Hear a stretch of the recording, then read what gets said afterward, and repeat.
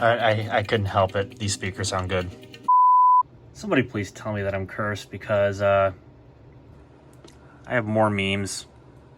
Let's get into it.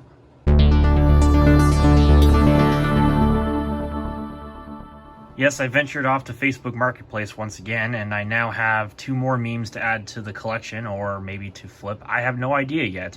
So, obviously on the left we have a Dell Dimension E521, and we have on the right a PowerMac G4 Quicksilver, another one, also a 733 megahertz G4. So that one will probably be taking a look at first because I didn't get to test it all the way when I was looking at both of these computers. Spoiler alert, this one works. Alright, so as I mentioned, this is a PowerMac G4 Quicksilver, 733 megahertz G4. This thing's honestly in a little bit worse for wear than my current G4 Quicksilver. It's got some colored pencil looking stuff up on the top. It is definitely dirty. It's got like spill marks all over the front of it, but it does have both of the optical drive doors, unlike my unit, so that's certainly something. It definitely does not have the broken USB port of my unit, so that's certainly nice. So it's got that going for it. The spec list on the back looks very similar to that of my unit, being that it's got the 733 megahertz G4, and I'm not entirely sure what else because I just briefly took a look at it. The guy just kind of wanted me to get rid of it, and I can't say I blame him. So fortunately the power supply is good, I believe, because it turned on even though it has at the moment no RAM. So I'm going to borrow the RAM from my G4, and we're going to see if it works. I hope. Cross my fingers. As far as the video card goes, that I don't know, because it could be the GeForce 2MX. It could be something else. I have no idea yet. I would bet on it being a GeForce 2MX, though. That's for sure. And as you can see, obviously it's got the same heatsink as my unit, so this is a 733 megahertz. I believe this one's a slightly later one. The board looks like it's a slightly different shade of green, but maybe that's just my visual perception throwing tricks at me or something. I couldn't tell you for sure. But I definitely know this is not the rare dual processor version of the Quicksilver, which would be nice to have, but it's whatever. This one also did not have the airport option installed. I don't know how much you guys can really see of this. I apologize, you can't really see too much, but there's only so much that I can do given I don't have a tripod, so forgive me. But I don't think this has the super drive, unlike my unit, which actually did have the super drive, as I think this just has the combo drive mounted on the, or marking on the back.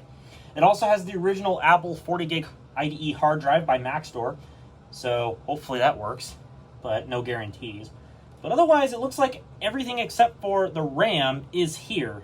No leaking capacitors that I can see, no leaking battery, which is a good thing. In fact, I wonder if this Saft battery is actually the original. I can't quite see the date code on it, but I'll look at it later. Most likely it's probably totally dead, which most of these, if not all of them, already are. So that's obviously not surprising. It is a little dusty, but it could be worse. And definitely in some areas, it's got some scuffs on the sides. Nothing that my unit doesn't have, but this one especially is a little bit more loved. It's got a little bit more love marks on the side of it. But honestly, you know, again, it could be a heck of a lot worse. So I think we're going to power the PowerMac up first, just to see if it even boots, because, again, I didn't have the ability to test this because I didn't have my PC-133 RAM with me. So we're going to do that. I've got the 1.5 gigs of RAM from my Quicksilver ready to pop in this thing so we can see if it actually does something, hopefully. All right, I'm not going to lie. I'm a little nervous about this because I have no idea what to expect. But here goes everything. So, smoke test. Oh, it chimed. Oh, shit. It actually chimed. Oh, my God. You know what else? That hard drive is either dead or it's really, really quiet, which is actually surprising. Oh, it's actually booting into something. All right, place your bets on the operating system down below in the comments section. I'm going to jump cut to when this actually boots up. All right, well, it looks like Panther or Tiger, one of the two. That looks like Panther to me, because Tiger would have the spotlight icon up there, and the Apple logo would be more blue. So this is definitely Panther. I have the wrong peripherals, so uno momento, por favor. Let me plug those in, because I forgot. Okay, so my mouse is like ultra sensitive, but as long as it works, that's fine by me. Yep, it is a 733 megahertz unit. Of course, it's got the same 1.5 gigs of RAM from my unit because they just pulled it out, so oops, but that's okay. So let's see what we got here as far as graphics cards go. I think it's just the GeForce 2MX. Correcto, GeForce 2MX. And 32 megs of VRAM, as these things normally had. Yep, Mac Store, 40 gig hard drive. And then this is just the... Oh, really? This is just the CDRW. It's not even the combo drive. Oh, shit. This is a low-end one. Obviously no SCSI. Wow. I'm actually kind of surprised that it does not have a doesn't have a combo drive, but hey, whatever, right? Okay, let's see what's on the hard drive here. We got an OS 9 folder. I wonder if this actually has a bootable system. We will have to look into that. Let's close system profile real quick. We got Stuff and Expander. We got an old version of Firefox. We got fonts for some reason. We got photo impression. I don't remember who actually developed that. Macromedia Contribute 3. It's got a bunch of configuration stuff there all of a sudden. Interesting. I've got a bunch of pictures on here too. I'm definitely not going to show that on camera. Interesting. Okay, so let's go into system preferences and let's see if we can actually boot that OS 9 folder. That's actually intriguing. I want to see if that actually has anything on it. Oh yeah, sure enough. There is the classic folder. This should boot. I don't see why not. Let's give her a whirl. Let's find out. Sorry about the Discord notifications going off.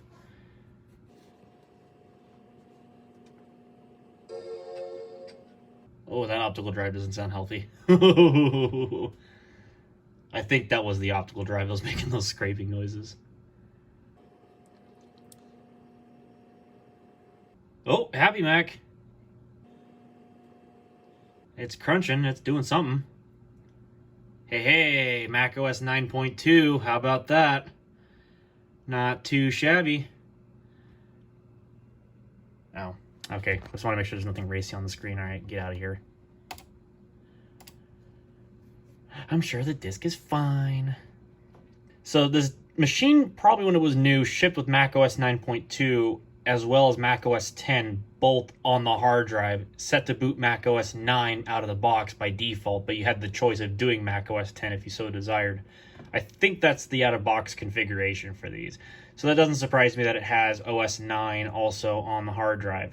I was also thinking about doing that with my own G4 Quicksilver, but I just never got around to doing it. But it wouldn't be the worst idea in the world to put OS 9 on both units, just because you never know when you're going to need classic. Oh, this actually has the original install or something, because it's got iTunes, or at least somebody actually put that on here. I saw the extension for it. Oh, that's a personal picture. We're not showing that on camera. Oh, alrighty. Let me change that once this stops giving me the input signal out of range. Classic Mac OS. No wonder we hate you. Nah, I'm just kidding. Damn it. I gotta restart. Really? And of course it locked up. As UXW Bill once said in a Macintosh Performa video, we got the Macintosh, although unfortunately it's not going to be very loud because the external speakers are plugged in, so oops. But we're still going to the Macintosh. Okay, Happy Mac. I think this time if it does the disk first aid crap, I think I'm just going to let it do it, because I actually have no idea the condition of this hard drive or the Mac OS install on here. And obviously if I'm getting a bomb error as soon as I'm trying to change the resolution of the monitor, that's not a good sign. Actually, no, I was actually getting that when I was clearing out the Adobe Type Manager error that was on the screen, and the bomb came up, and I was just like, really? So I'll probably just let this thing do the disk first aid. It's gonna do it. So I'll let it do it, and then I'll actually come back when hopefully I can get to a usable desktop and all that fun stuff. What I will say, though, is this is actually quieter than my own G4. Even the fans are a lot quieter, which is actually pretty nice. Or at least for the moment, they're much quieter.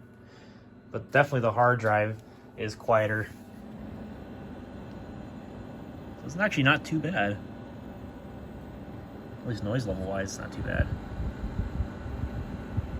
Alright, so I've cleaned it up a little bit, and I got it onto the original background that this probably would have shipped with when it was new. Obviously, Adobe, Adobe Type Manager is not able to activate one or more requested fonts. So I don't know what its deal is. I guess we'll launch it real quick and figure it out, because I honestly have no idea what it's complaining about. During your last restart, all these fonts cannot be activated because of an error. Necessary folder could not be found. Well, is that why it's complaining? Oh, the application Adobe Type Manager Deluxe has unexpectedly quit because an error of type 3 occurred. You should probably restart your computer. I just waited on that. I'm not going to wait on it again. No, thank you. So it looks like it boots into Mac OS 9. Oh, it's got a bunch of stuff on here. Holy crap. Wow. Must have had a Palm device of some kind. It looks like this actually is the original-ish install. It's got a lot of what it probably would have shipped with when it was new. It even has old iMovie on it. Look at that. Wow. Actually, maybe this folder right here. Yep, there it is right there. The original iMovie. Holy crap. And then it has iDVD, even though it doesn't even have a super drive in it, which is a little weird. I mean, you could have ordered a 733 megahertz G4 with a super drive. Would have been expensive, but you could have done that. Kind of surprised that's on here. They got a few different things of Adobe software on here. So a couple versions of Acrobat, a couple versions of Illustrator, Photoshop, PageMaker's in there as well, which is pretty neato. We got Dreamweaver 2, then Quark Express, so not bad. Makes me wonder what kind of Palm device they actually had. Obviously, I'm not going to show that in this video. They were doing their taxes on this computer. It's got TurboTax 2003.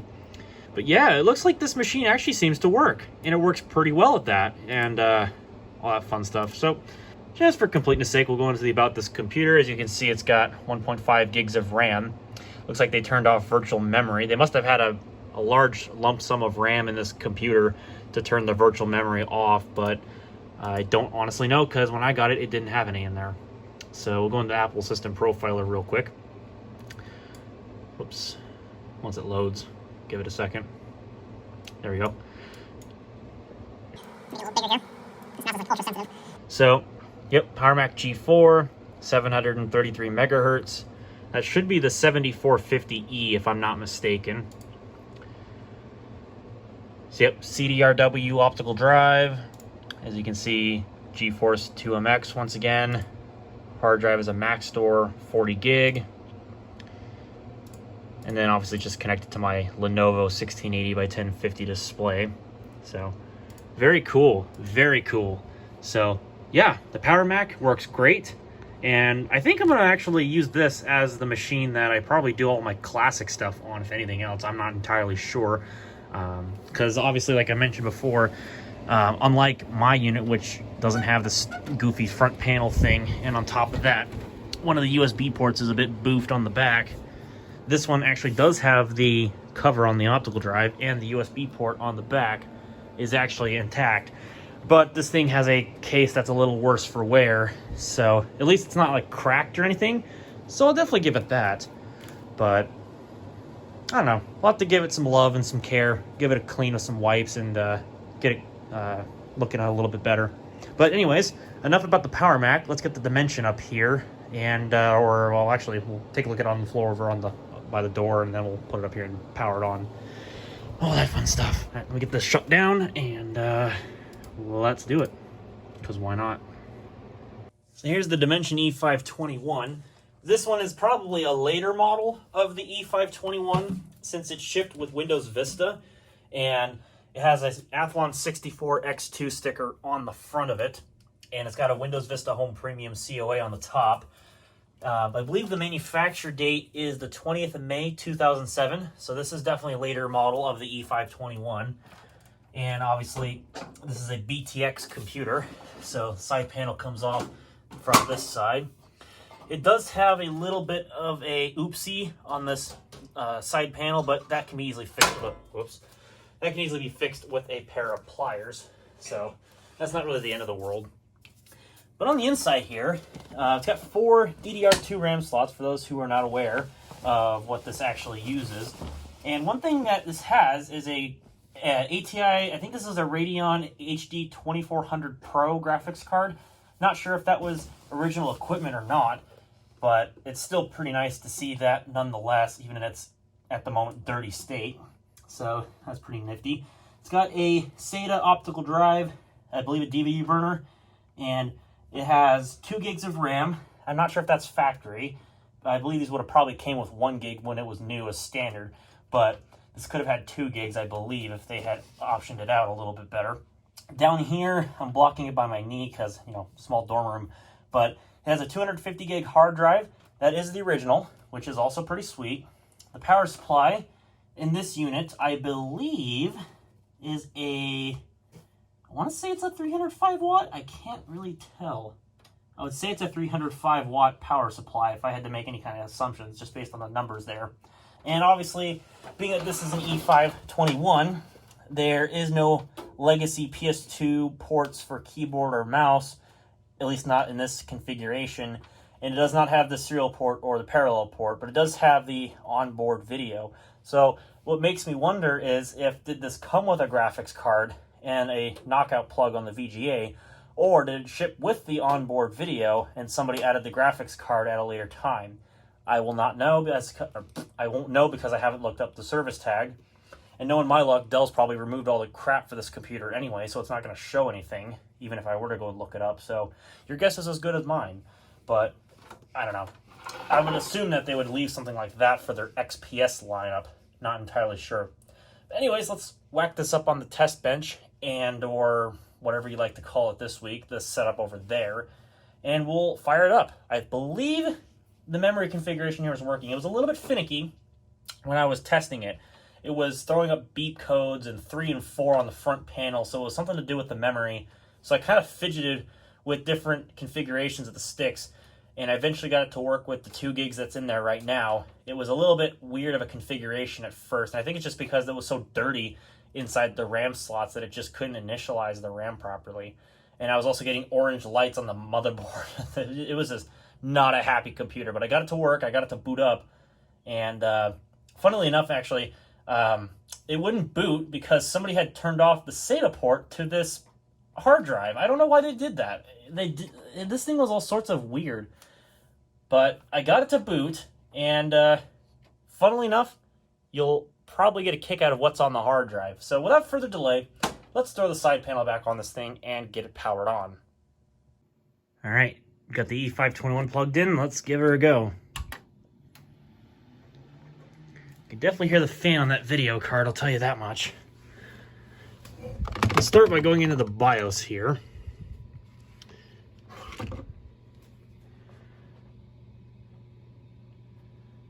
Alright, so here we are, BIOS version 1.1.6 from the 7th of April 2007, so that could probably benefit from an update.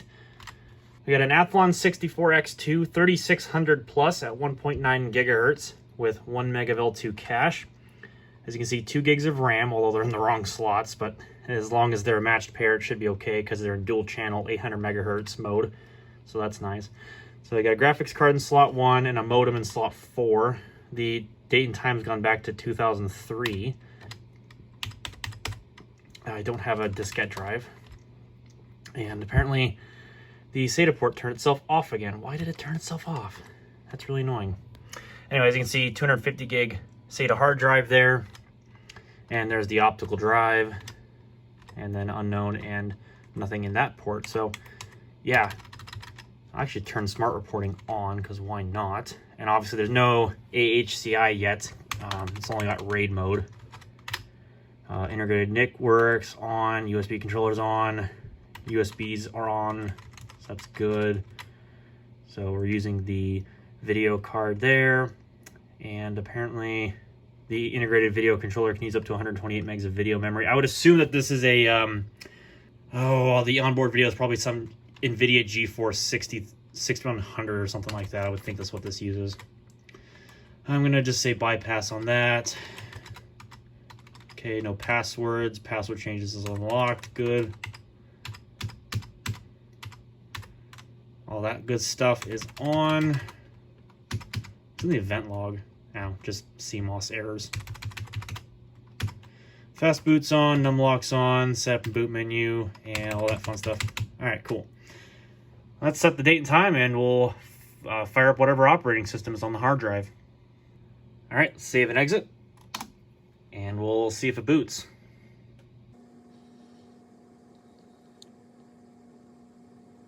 Alert, system battery voltage is low. Well, that probably explains why the SATA port got reset and the date went back to 2003. So I'll probably have to change the CMOS battery. Uh-oh. What's this? It's got Windows Vista on it. Oh, no. Oh, man. What can be on this thing today? I have no idea. I guess I better check the speaker volume. We're probably going to get blasted by the Windows Vista startup sound. Let's go wide angle with this for a little bit, because why not? Then you can probably hear me better. Whoa. Audio quality. Alright, sound got cut off at the end, and we are in the wrong aspect ratio. Oh my god, this has the Dell install on it? Look at that. We got the Dell install. No kidding. Also, it's not a 2400 Pro, it's actually a 2600 Pro. Alright, respect. Alright. That actually legitimately surprises me. We got the Dell install on this thing. Alright. Nice. Let's get the display resolution set properly so we can actually see what the heck we're doing here. Alright, that is much better. That is much better. What is this video card? Is it like a... Oh god, we got McAfee on here. Should have seen that coming. What has this got? Like a 256 meg frame buffer on it? Let's find out. I actually don't know. Yep, 256 meg graphics card. That was a nice guess. All right, not bad. Not bad. I wonder if that's factory. Again, I actually don't know if that was a factory equipment option on this. Oh, and I lost my mouse because Vista felt the need to install the driver. Damn it, Vista. Okay, there we go. All right, cool. So let's go in here. I love the account name. Here, let me pull that back up. Do some work. And then the PC name is Do Some Work PC. I love that. That's just freaking great.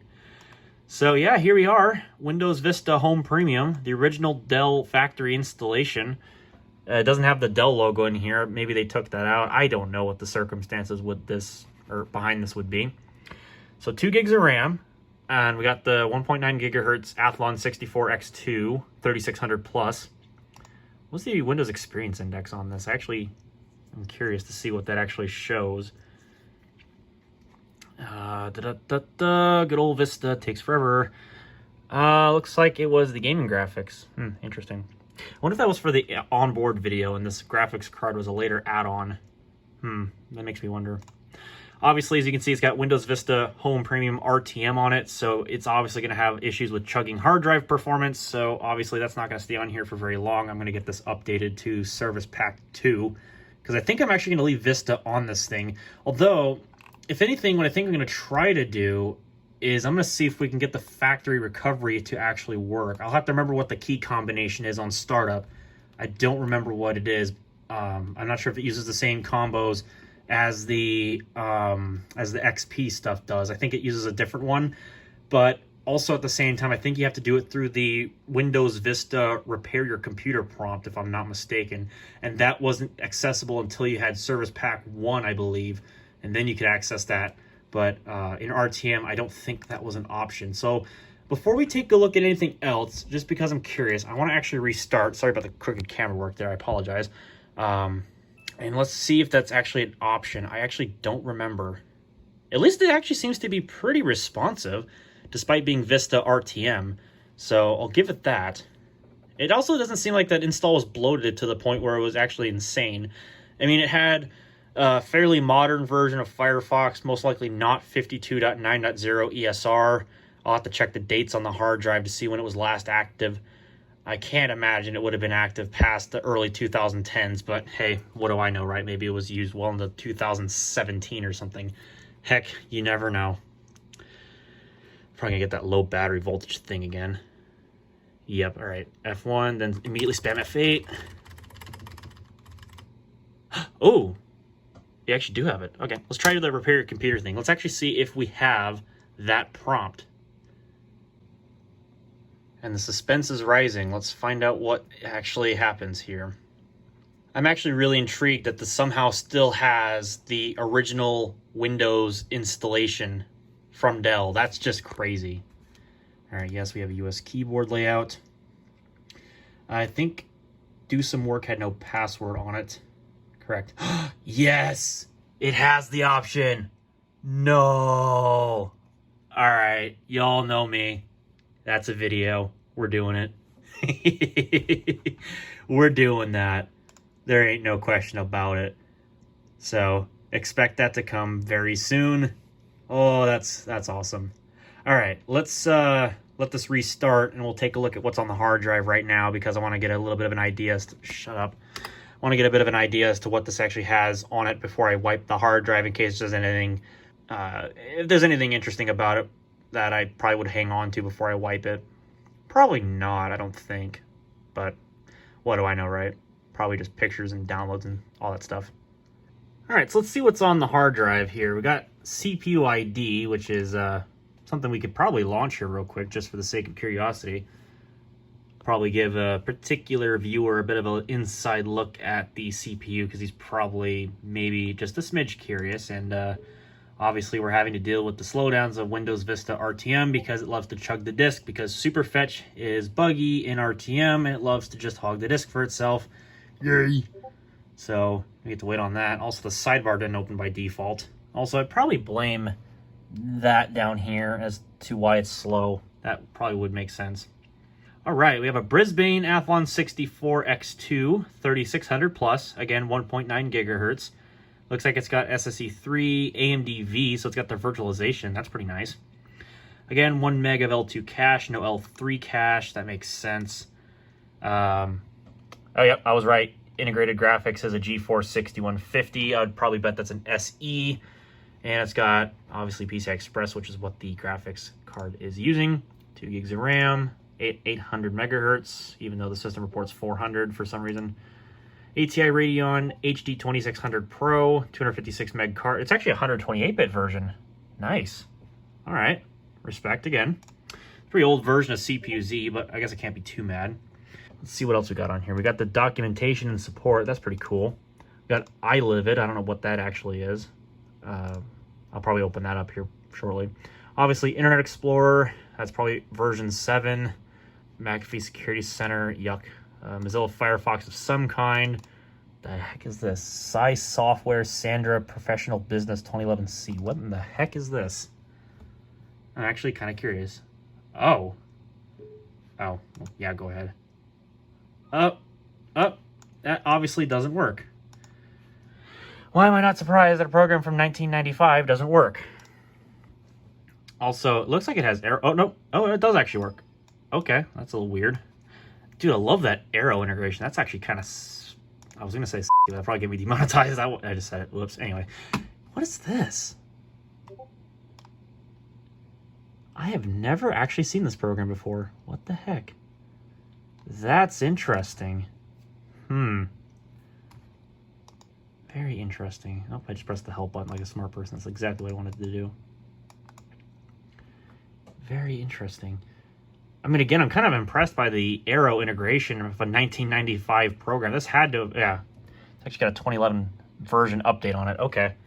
That probably makes sense why it has arrow integration then. Because otherwise that really wouldn't make sense. So yeah, that's something or another. What's this? Upgrade Facebook chat experience. No thanks. That's probably out of date. It's got Works 9.0. I know that icon very well. Uh-oh. Install Need for Speed Carbon. That looks like a torrent link. Is it? I guess we'll find out here. It almost looks like one of those. Oh, it's a CNET. Oh, it's a demo. Wow. That's old. Wow. Also doesn't exist anymore, so that shortcut's basically, whoops, garbage. Got a shortcut to Documents, and you got Windows Media Center. Not going to open that up.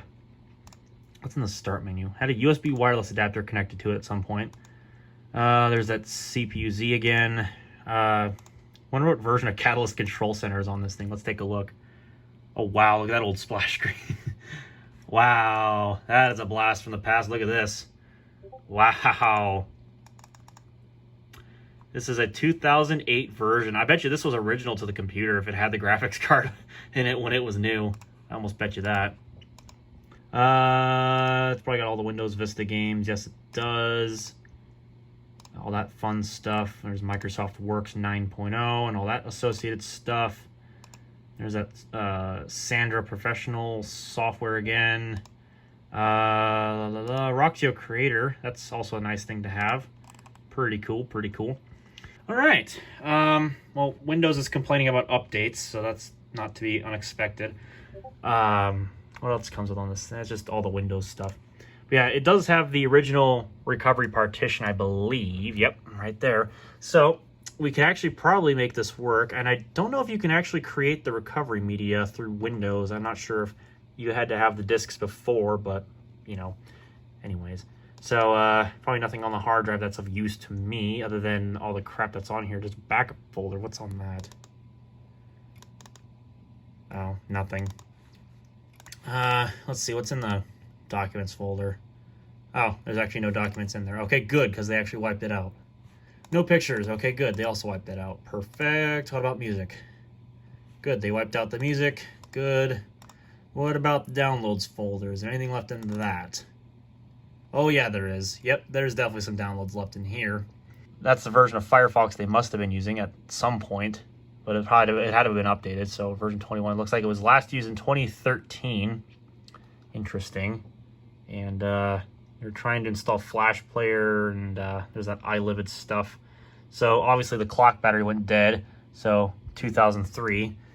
I wonder what any of the folders in Windows actually say. So my bet would be this was last used sometime in 2013. Obviously some of these folders are gonna have 2020 on them because I just booted this computer up and actually changed the date. So yeah, looks like the last time it was realistically actually turned on was sometime in late 2013. So that's a pretty safe bet. But anyways, I think for this video, the last thing I actually wanted to take a look at, let's see if we can find a Dell wallpaper on this. There has to be a Dell wallpaper somewhere. If this is the OEM installed, it only makes sense. Aha, unspecified. Yep, there they are. There's the Dell folder. Yep, there's the original wallpaper, or maybe it was this one. I don't know. Either way, it came with 3 different wallpapers. This is probably the original right here. And I think there's all the other Windows Vista standard wallpapers, so very cool, very cool. All right, so that's your look at the Dell Dimension E521. So very nice, very nice. So I think that'll wrap it up for this video. If you guys liked what you saw, hit the thumbs up button. If you didn't like it so much, well, the down button works as well. And if you want to see more content just like this one, or if you want to see the recovery software being demonstrated on this computer, please click the subscribe button down below. And until the next video, guys, I'll see you all later.